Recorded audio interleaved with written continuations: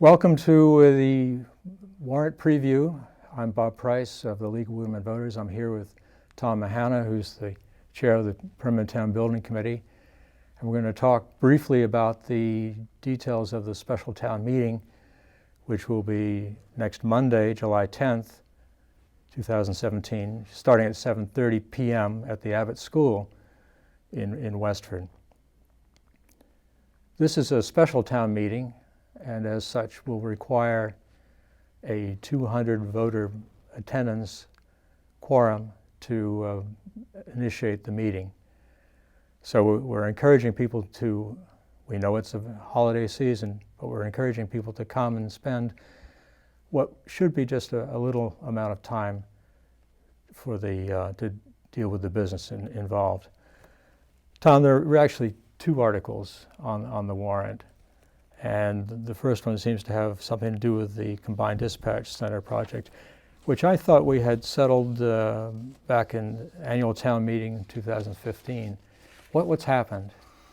Sure. Well, what's happened since 2015 when the annual town meeting appropriated just over $1 million towards the Combined Dispatch Center project.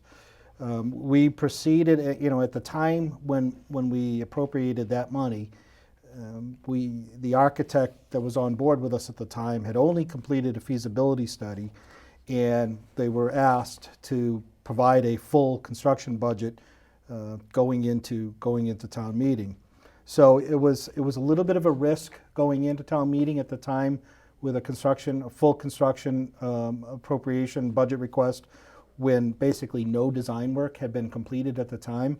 But the architect gave us a budget based on their experience with other similar projects, and so we went forward with that number at the time. Like I said, it was just over $1 million.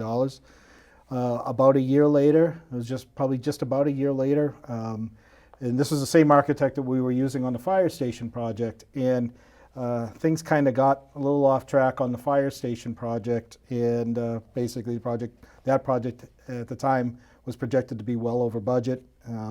We had some differences of opinions, and we ultimately decided we needed to part ways with the original architect.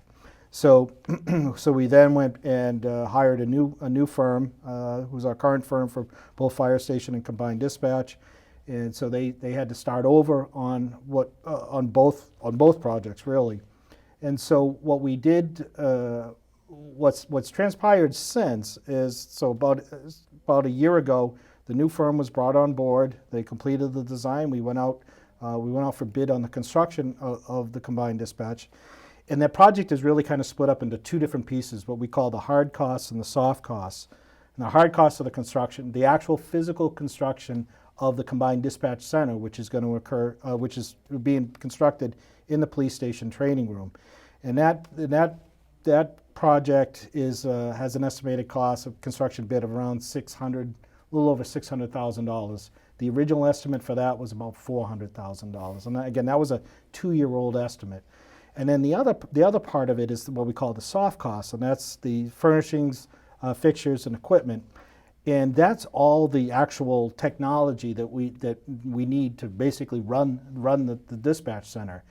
And at the time the original estimate was prepared, our architect, was not directed or was not expected to be able to put in the level of effort needed to come up with what those hard costs what those costs were going to be for all the equipment. And it's been a long process working with Chief Tard, Deputy Chief Britko of the fire department, Tim Wickham, and Police Chief McEnany from the police department to solicit those quotes for all that equipment that's needed. And there's a lot of equipment that goes into that dispatch center.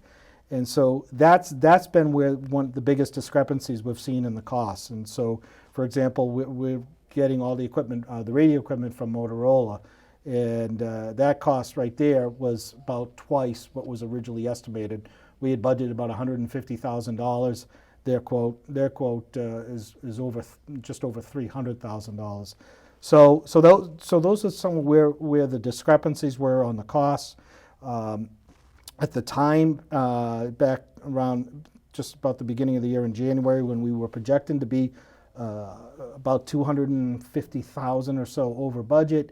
We went back to the capital planning committee, explained our predicament. We requested additional funding for the project. This was before we actually went out to bid, and that was when we were first advised that the mitigation funds from the Cornerstone project could possibly be used for this project. Can you talk a little bit about what mitigation funds are? Well, so mitigation funds are basically it's an agreement between the developer and the town that for the impact that their project will have on the community, they'll agree to provide town with funding or other source of types of improvements that they can make to the community to kind of offset some of the impacts that their project will have on the community. So in this case, the Cornerstone agreement, and we're like a third party to all this. So the Permanent Town Building Committee was not directly involved in the negotiations or the details of this agreement, but there was different types of opportunities the town and the developer of Cornerstone could have done. And starting with, they would have agreed to construct a new fire station, for example, a new satellite fire station out in Parker Village, and then the town decided not to do that. There was other options too that could have been considered, either purchasing a tanker truck for the fire department, and lastly there was a cash contribution. If none of those other alternatives were selected, the developer would agree to contribute $200,000 to the town that could be used for certain types of purchases, particularly public safety equipment or improvements, things like that. So we were advised that money could be used towards this project. So we went to the planning board to seek their approval of the use of those funds, which planning board approved, and when we approached the capital planning committee also, they also agreed that we should use the mitigation funds to offset the overage on this project. So that's how we proceeded at the time. So assuming that money could be used and would be available for the project. We opened bids on the project in March, and late March, I believe, or early April at the time, and we proceeded with the actual construction of the facility. We've also issued purchase orders for all of the equipment that has to go into it too, and we're projecting to have the facility open in early to late August. However, recently we found out that the funds would not be available to the town in the timing that we would need it, and they wouldn't be. We were also assuming that this would be available as a lump sum payment. There's a lot of, I guess, contingencies tied into this agreement that that we're not directly involved with. So basically, we found out that we couldn't count on that money. So we're now $200,000. Couldn't it count for this fiscal year? Do you know will the balance be forthcoming in the next fiscal year? That, from what I understand, the funds themselves, the developer has the option to actually pay that off over a number of years. So, so if he chooses that option. So but it would be too late for the construction. It would be way too late for this project. This project has a very short time frame. It's only a 3-month construction window, and we're hoping to have the new center online by Labor Day. So we need this money today. The physical construction of the project is actually half completed, and so we basically need the money today, for the project. So that's when we were advised that this money would not be available, that we were projecting a shortfall. So we need to come up. We need the additional money to complete the project. And of course, one of the reasons for having a special town meeting is because of the timeliness of the articles, and it sounds like you're desperate. We're very desperate. Yes, the contractor is already underway. All the vendors that are providing all the equipment have already ordered all their equipment. So this is this is we are in a little bit of a desperate situation. So hence the urgency of the special town meeting to do it, immediately. Anything else? I mean, the project itself. So what we decided, and the reason why we're, so if people are, confused as to why, if you're just if you weren't including the $200,000, why are you asking for 325 now? What we decided, what the Permanent Town Building Committee is recommending, that part of this project, the original design of the project was, we're going to be taking over the training room in the police station, and so part of the understanding with the police department was that we're going to be vacating the existing dispatch office space in the police station room, and we were going to at least try to put that space back to some sort of a usable type of space for them. I think the plan was to have it as like an emergency operations center. And so we knew at the time we were going out to bid that we were going to be very tight on our budget as far as whether or not we'd have enough money left to be able to fit out that space to what we were going to do. So we decided to make that an ad alternate into the bid. When the bids came in, we were already over budget on the base bid portion of it, so we knew we weren't going to be able to do the ad alternate. So what we decided, and plus we also knew that we had a very limited construction contingency also, which concerned us because we were going to be, rehabilitating an existing space. And whenever you do that type of construction, there's always going to be unknowns when you start doing that type of work. So, what we are recommending that if we're going to go and seek an additional appropriation for this, we want to be able to just go back to town meeting one more time for this. And one time only. The one time, let's get enough money to not only finish the project, but also finish the complete our commitment to the police department, which is to rehab that existing space and not have to come back, another year from now with another request. Let's just do this once. Let's get enough money, make sure we have enough contingency, finish the project, finish that other space, and have enough to do the project right the first time. Good, thank you. Article 2, appropriate funds for Abbott School MSBA project. Sure. The Massachusetts School Building Authority. So it's an accelerated repair program that the town, that we just actually completed, if folks remember, we just completed the window replacement at the Norman E. Day and Robinson School. Was just completed earlier this year, was the final closeout. So that was a very successful project for us. It was something that we submitted a letter of intent. We got accepted into the program. It was a $4 million project that the town is going to be reimbursed well over 40% for our costs on it. So it was a tremendous savings to the town, and it was a very successful program. So we have something similar here. We have something very similar. And so the accelerated repair program applies to certain types of projects, for school projects. And it's like in our case, we did building envelope project. We did windows. We did some windows and doors at Robinson and Day, and it also applies to roofs, boilers, things like that. And in this case, it is the roof. It is the roof. It's at the Abbott School. It's a project that's been on the school department's their capital plan. It was a couple of years out in their priorities, but when the call came out at the beginning of the year from MSBA, usually around the beginning of the year is when they accept requests to be accepted into the program.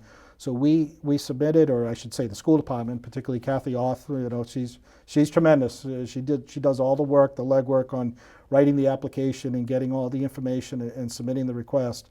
And we got accepted into the program, which was great to hear. And so now once you're in the program, and they don't call it accelerated for a reason. I mean, there's a lot of deadlines that we need to meet to stay eligible for the program. And part of that is by mid-July, we need to have a financial commitment from the town to do the first phase, which is a feasibility study. And so we're going to go in under this request. It's a $50,000 request to go in and study the roof and determine what the actual scope of work is going to be. And because right now we're expecting it's going to be both the flat roofs parts of the building, and the pitched roof, which is the main school building where the asphalt shingles are, and then all the flat roofs over the gymnasium and the lobby area. When we did the elevator project a few years ago, most of that flat roof in that smaller section of the lobby was replaced. But what we need this feasibility study to tell us is what is going to be the true scope of work. Is it going to be, not only just replacing the actual roofing material itself, either the asphalt shingles, the membrane roofs, the insulation underneath, and whether or not any of the substructure might also need to be addressed. So and that'll tell you what the schedule and the cost. The schedule and the cost. So right now there's no estimate on what the actual cost of the project is, because we don't know what the scope of the work is. But what this does is this keeps us eligible within MSBA's program deadlines. So we get a commitment to do the feasibility study, and the idea would be that would get done. What's nice also about these programs is all the architects and the owner's project managers are already pre-selected. So they will assign to us who the architect and the OPM will be on the project once we get it going. So once we vote the money, they'll tell us who the architect is. We'll start working with them, and they'll complete the study with the idea that we'll come back in Springtown meeting in March with a number to do the actual design work. So then so over the next year, we, as long as this thing stays, stays committed by MSBA, over the next year, over 2018, we'll complete the design work, come up with the estimate of what the final construction cost will be, vote that money at the next town meeting, which would be 2019, which would be for fiscal year 20, if I'm doing my numbers right. And the idea would be that over the summer, if everything stays on track, we would most likely do the work over the summer of 2019.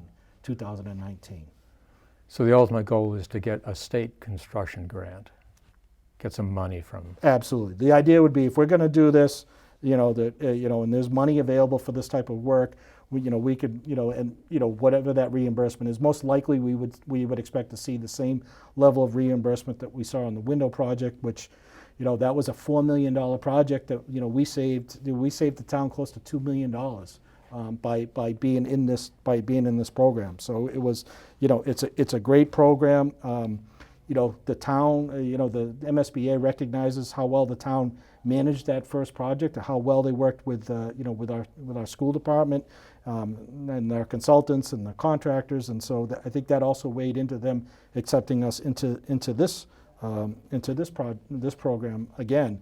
We were actually not expecting to be accepted again so quickly, but I think we've demonstrated that we can handle these types of projects, and we can handle them efficiently, meet their deadlines, and so this is a great opportunity for the town to be able to do an important project. It's already an identified capital need, and so we can do this and hopefully be able to do it at a significant cost savings over a traditional project. You haven't said how desperate we are to have this pass on the 10th. Yeah, I mean, they have deadlines. As a matter of fact, the actual deadline under their initial approval or acceptance of us into the program lists a date of July 11th. So I guess desperation, we need to have a financial commitment by July 11th. So yes, it would be important for us to approve that. I think the ink will still be wet on the application. Yeah. Tom, appreciate it very much. You're stopping by to talk about this. Hopefully it's helped the viewers at home get a better appreciation. I should point out that everybody should have received a missive from the selectmen announcing this meeting, talking about the two articles on the warrant.